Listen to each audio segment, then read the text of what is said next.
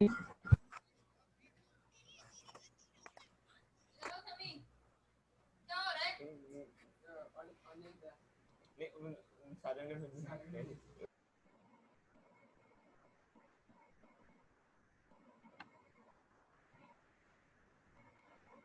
ज़रा थोड़ा सा बिस्मिल्लाहिर्रहमानिर्रहीम आप इंतज़ार कर लें, तो फिर हम जो है वो स्टार्ट करेंगे।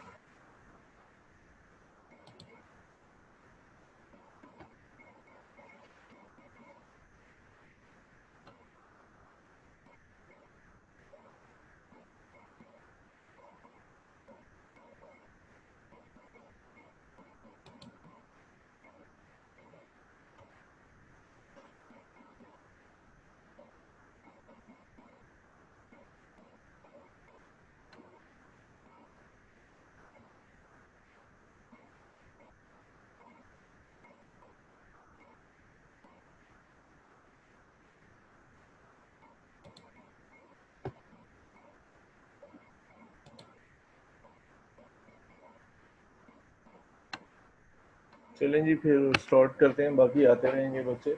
बिस्मिल्लाहिर्रहमानिर्रहीम। आज हमारे पास दूसरा लेक्चर है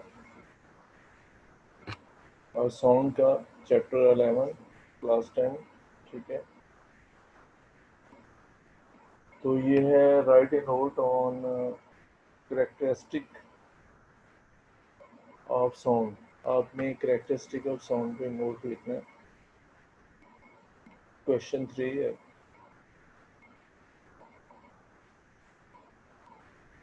करेक्टरिस्टिक ऑफ साउंड। ठीक है, there are certain characteristics of sound by which one sound can be distinguished from other। यानी एक आवाज़ को दूसरी आवाज़ से हम क्या कर सकते हैं, इन दोनों में फ़र्क कर सकते हैं, हमें पता चल जाता है किसकी आवाज़ है। These characteristic are given below. ठीक है, पहला है loudness of sound. Loudness of sound enable us to distinguish between a faint and loud sound। इसकी मदद से हम मध्यम और ऊंची आवाज़ में फ़र्क महसूस कर सकते हैं कि एक आवाज़ ज़रा ऐसा से आप बात करें, मध्यम आवाज़ है, और एक ज़रा ऊंची आवाज़ है, उससे हमें पता चल जाएगा। Loudness depend upon the following factor। अब मज़ीद आगे इसके हेडिंग है, फैक्टर है, उस पर इसका इन्हिसार है। ठीक है, एरिया ऑफ वाइब्रेशन। क्या है area of vibration? The larger the area of vibration of the body, louder will be the sound produced। कहता है जितना एरिया ऑफ वाइब्रेशन ज़्यादा होगा, आवाज़ ऊंची आएगी। जैसे आपने देखा होगा, अगर एक बड़ा ढोल है तो आवाज़ जो है वो ऊंची आपको सुनाई देती है। अगर एक छोटी, जिसको ढोलक कहते हैं, उसका एरिया जो है कम होता है वाइब्रेट करने का, तो उससे आवाज़ जो है वो कम पैदा होती है। For example, the drum produce a loud sound as compared with that of produce by ढोले। ठीक है, अब वो ढोल की होती है ना, वो कह रहा है कि आवाज़ कम पैदा करती है, उसका एरिया वाइब्रेशन कम है। ठीक है, और जो दूसरा है,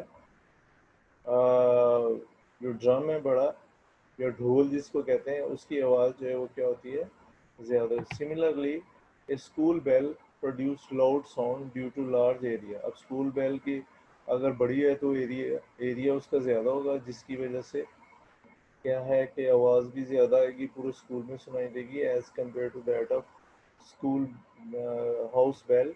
जो घर में होती है बेल, वो ज़रा थोड़ी आवाज़ पैदा करती है क्योंकि उसका एरिया जो है वो कम होता है।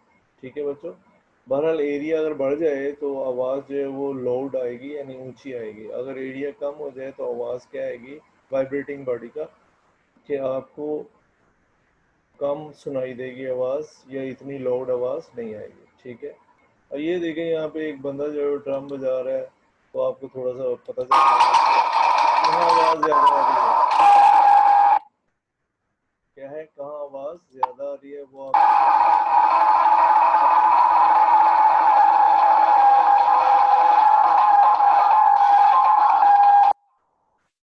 अच्छा जी, अब ये बजा रहा है, ये भी देख लें, इसमें भी आवाज कम या ज्यादा आपको सुनाई देगी।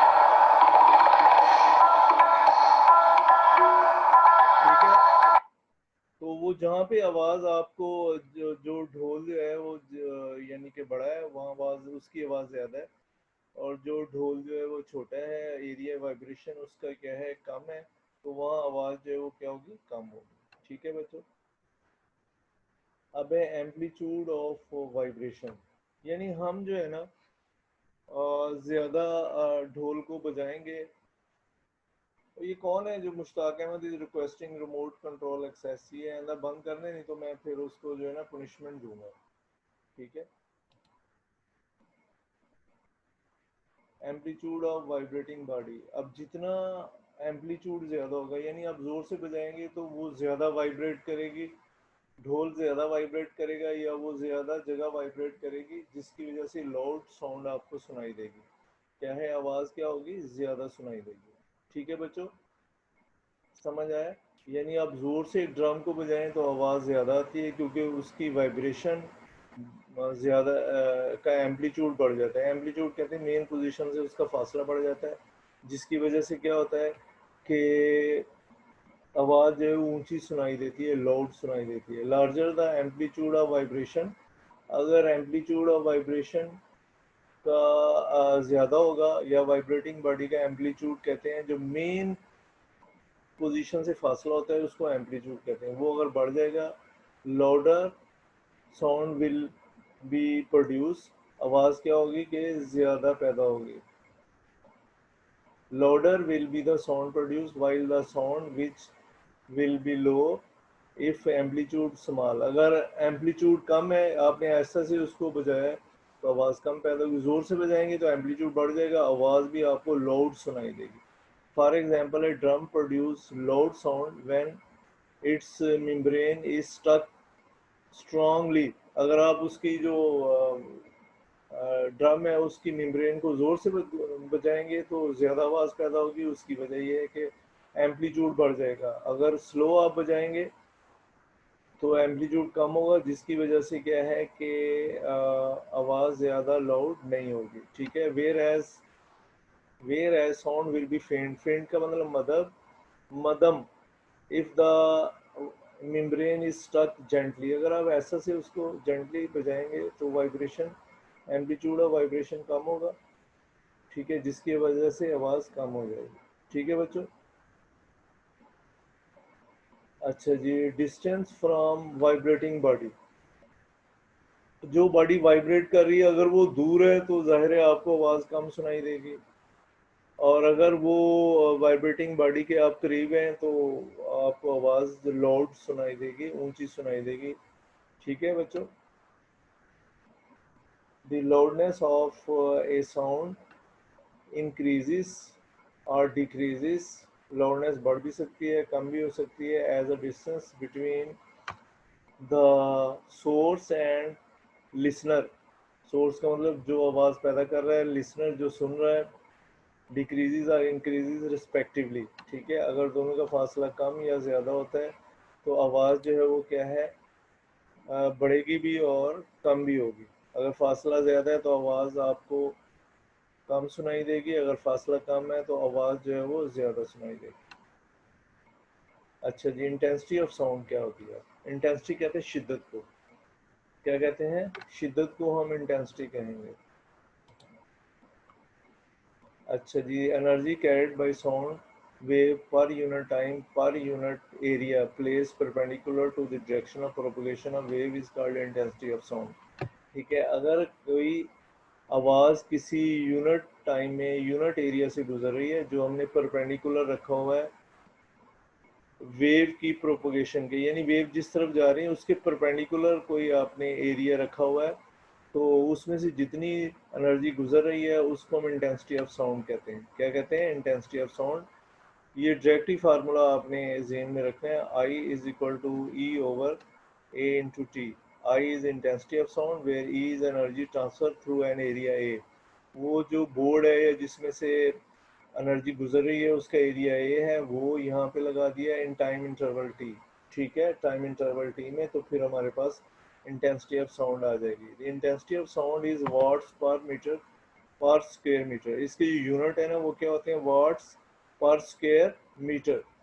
ठीक है जी, इसके यूनिट जो है वाट्स पर स्क्वायर मीटर होते हैं।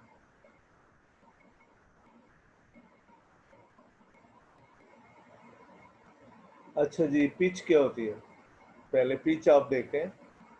Pitch is the characteristic of sound by which we can distinguish between a shrill and grave sound। कहते हैं ये ऐसा करेक्टरिस्टिक है जिसकी मदद से हम श्रिल, बारीक, ग्रेव का मतलब ज़रा मोटी सी आवाज़ में फ़र्क महसूस कर सकते हैं। ठीक है, higher pitch mean a higher frequency and vice versa. तो अगर पिच ज़्यादा है तो फ्रीक्वेंसी भी क्या है, ज़्यादा होगी। ठीक है, अगर पिच कम है फ्रीक्वेंसी भी कम होगी। पिच ज़्यादा का मतलब है, ये ख़वातीन बात करती हैं, इनकी आवाज़ जो श्रिल होती है। क्या होती है, श्रिल होती है, बारीक होती है। इसका मतलब उनका ये जो लंग्स लगा हुआ है गले के अंदर वाइब्रेट बड़ी स्पीड से कर रहा होता है, जिसकी वजह से क्या होता है कि वो आवाज़ उनकी बारीक आती है। ठीक है, और जो मर्द हैं उनमें क्या होता है कि आवाज़ ज़रा मोटी होती है। उसकी वजह ये है कि उनकी फ्रीक्वेंसी, जो आवाज़ जो वाइब्रेटर गले में लगा हुआ है उसकी फ्रीक्वेंसी कम होती है, पिच भी इसका मतलब कम होती है। ठीक है, तो उनकी आवाज़ ज़रा मोटी हमें महसूस होती है। The voice of ladies and children is shrill. ठीक है, एंड ऑफ हाई फ्रीक्वेंसी। अब खवातीन की और बच्चों की आवाज़ श्रिल होती है क्योंकि इसकी फ्रीक्वेंसी ज़्यादा है, यानी पिच जो है वो क्या है, ज़्यादा है। ठीक है बच्चों। अच्छा जी, इसके बाद है द क्वालिटी। नंबर 3 क्या है, quality. Characteristic of sound by which we can distinguish between two sound of same loudness and pitch. अब कह रहा है सेम लाउडनेस है और पिच भी जो है वो क्या है, सेम है, तो उन दोनों के दरमियान हम फ़र्क महसूस कर सकते हैं कि किसकी आवाज़ है, लेकिन फ्रीक्वेंसी और लाउडनेस दोनों की जो है सेम होती है। तो when standing out A room we can distinguish between the note of piano and a flute played inside। अब वो कह रहे हैं कि हम जो है कमरे से बाहर खड़े हैं, हमें पता चल जाता है अगर वहाँ से पियानो की और फ्लूट दोनों की आवाज़ आ रही, तो हम दोनों में फ़र्क महसूस कर सकते हैं, हमें पता चल जाएगा किस चीज़ की आवाज़ है। ठीक है, अब ये देखें, ये हमारे पास पियानो है। ठीक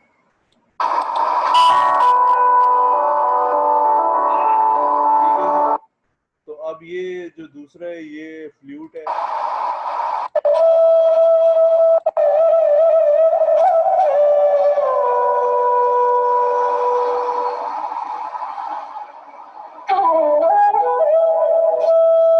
तो हम इन दोनों में क्या कर सकते हैं, फ़र्क जो है वो महसूस कर सकते हैं कि दोनों की आवाज़ क्या है, इनको देखे बगैर। यानी अगर हम कमरे से बाहर भी हैं या म्यूज़िक वैसे ही सुन रहे हैं तो हमें पता चल जाएगा ये फ्लूट की आवाज़ है या पियानो की आवाज़ है। ठीक है, लेकिन दोनों की फ्रीक्वेंसी और टाइम पीरियड, फ्रीक्वेंसी जो है वो सेम होगी, लाउडनेस भी क्या होगी, सेम होगी। ठीक है बच्चों, इसके बाद है इंटेंसिटी ऑफ साउंड। अच्छा जी, sound energy passing per second through a unit area held perpendicular to the direction of propagation of sound is called intensity of sound. Sound energy जो यूनिट एरिया, फुल स्टॉप नहीं आना था, लग गया है। Sound energy passing per second through a unit area, अगर एक unit area से साउंड एनर्जी गुजर रही है, held perpendicular to the intensity of to the direction of propagation of sound wave is called intensity of sound. ठीक है, तो इसके यूनिट भी क्या है हमारे पास, वाट स्क्वायर मीटर है। क्या है, watt square metre. Give the statement of Weber Fechner's law. ठीक है, तो इसकी कहता है कि आपने स्टेटमेंट जो है बतानी है। तो it is a relation between loudness of sound and its intensity. कहता है ये रिलेशन है loudness of sound and its intensity, और इसकी इंटेंसिटी के दरमियान। ठीक है, according to Weber Fechner's law the loudness of sound is directly proportional to logarithm of intensity।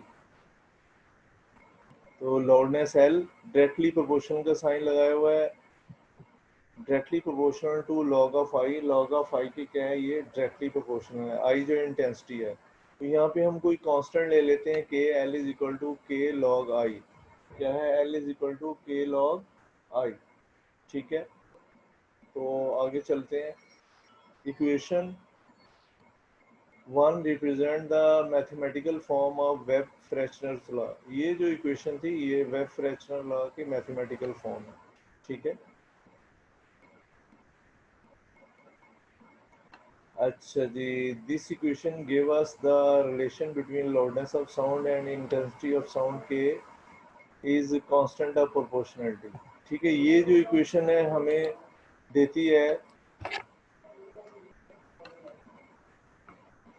ये जो इक्वेशन है ये हमें बताती है कि लाउडनेस ऑफ साउंड और इंटेंसिटी के दरमियान क्या ताल्लुक है। ठीक है, intensity of sound K is proportionality constant. के जो है वो क्या है, प्रोपोर्शनलिटी कांस्टेंट है।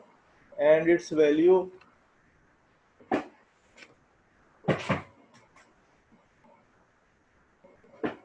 It's value depend upon the system of unit. इसकी वैल्यू जो है इसका इनसार सिस्टम ऑफ यूनिट पे है। ठीक है, आप question number 5, what do you mean by term intensity level of sound, name and define the unit of intensity level of sound. Intensity level और साउंड लेवल। अच्छा, difference between the loudness of two sounds where one sound is faintest audible sound. अब हम कहते हैं एक आवाज़ जो है वो मध्यम तरीन आवाज़ है, उसको एल नॉट से जाहिर करते हैं। This known as intensity level और sound level.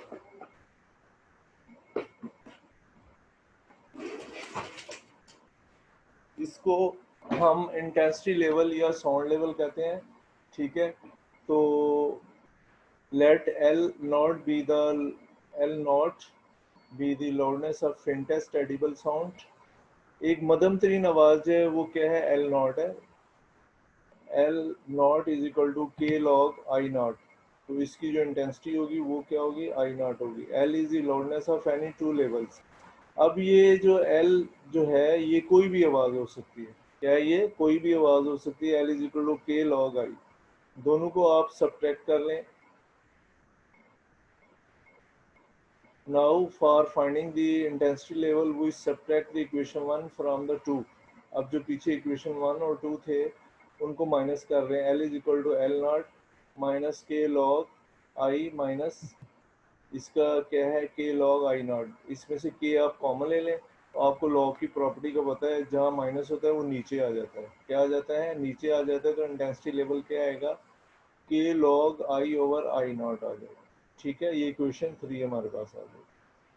The value of K depends not only on the unit but also on the unit of intensity level. ठीक है, ये जो हमारे पास आई की वैल्यू है, इसका इनसार के की वैल्यू है, इसका इनसार किस चीज़ पे है,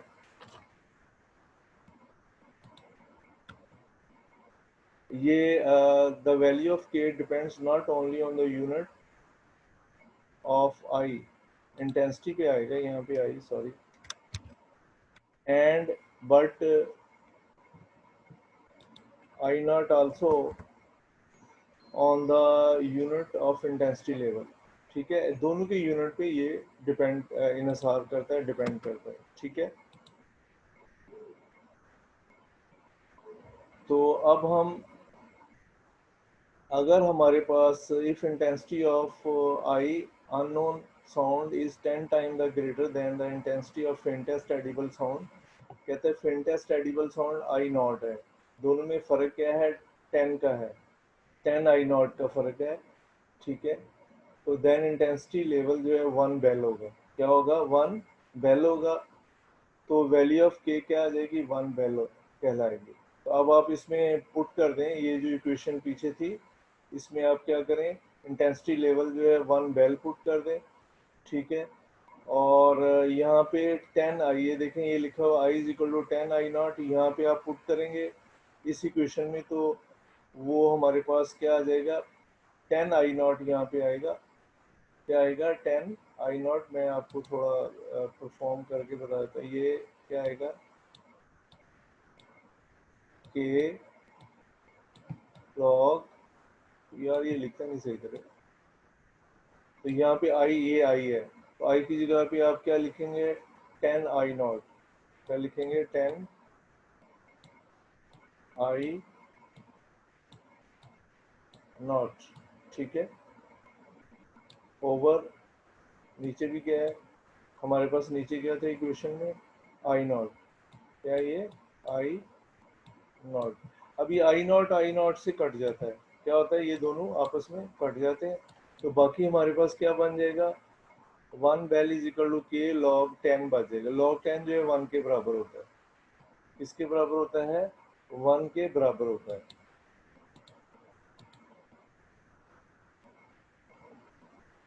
किसके बराबर होता है, लॉग 10 जो है 1 के बराबर होता है, तो के की वैल्यू क्या आएगी हमारे पास, 1 बेल आ गई। अब ये जो इक्वेशन है इसके अंदर आप क्या करें कि के की जगह पे 1 बेल पुट कर दें, क्या कर दें, 1 बेल पुट कर दें, putting k is equal to 1 in equation 3। अब आप जो इक्वेशन 3 थी उसमें k की जगह पे क्या पुट कर दें, ये 1 बेल पुट कर दें, ठीक है, और इसको फिर आप दूसरी तरफ ले आए, यानी बेल दूसरी तरफ लिख दें, क्या लिख दें, दूसरी तरफ लिखें, क्लियर, तो हमारे पास क्या आ जाएगा, intensity level log I over I0 into bel आ जाएगा। तो ये बेल के यूनिट जो हैं ये बहुत बड़े होते हैं, हम डेसिबल यूज करते हैं इसकी जगह पे, unit, bel is unit of intensity level और sound level, in term of decibel we will use the following equation, अब हम इसको इस्तेमाल करते हैं। Bell is very large unit of intensity level of sound. Generally, a small unit called decibel is used. Decibel is abbreviated dB. It must be remembered that 1 bell is equal to 10 dB के बराबर होती है। किसके बराबर होती है, 10 dB के। अब हम जो पिछली क्वेश्चन है उसके अंदर क्या करेंगे, बेल की जगह पे 10 dB पुट कर देंगे। अब 10 पहले ले जाएं, क्या करें, 10 पहले ले आए, ठीक है, तो हमारे पास जो है इक्वेशन आ जाएगी।